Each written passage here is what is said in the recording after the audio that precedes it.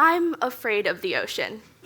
Common symptoms of thalassophobia or fear of the ocean include lightheadedness, nausea, a racing heart, shortness of breath, sweating, and a sense of imminent doom. Growing up, my parents made sure my sister and I were prepared for any scenario, no matter how unlikely the situation. They enroll me in swimming lessons at age 5 in case of a flood. We lived in the Chicago suburbs. But I only have one cousin, and she's 2 years younger than me. There's a picture of us from when we were kids that's quite symbolic of our relationship. We're crammed into my grandparents' shoebox apartment in Beijing, China. She's trying to pull me down while I'm perched on a bookshelf.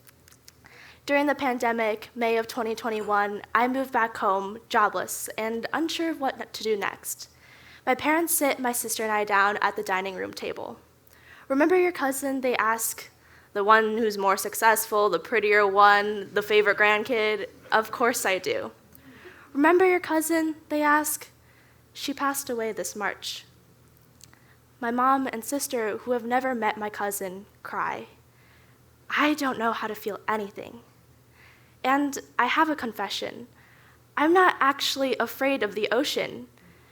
It's easier for me to say I'm afraid of the ocean than to say I'm an adult who's never learned how to grieve. All the symptoms still apply, but most days I'm still afraid of drowning in it.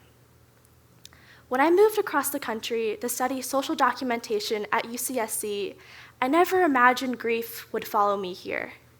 I never thought I'd do my thesis film on a topic that was so personal to my family. But through conversations with faculty and members of my cohort, I've come to realize the sense of loss that permeates all of our lives. But also, despite all of this, so many moments of joy.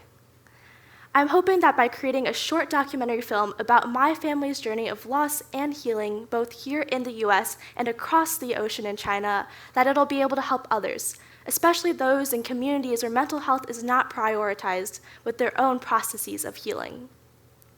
In a time where we are all collectively grieving something or someone, I hope my film helps others realize that they are not alone. My parents' way of grieving is making sure that the same tragedies that have happened to others never happen to my sister and I. With everything they've prepared us for, swimming lessons and all, I wonder how much they've lost.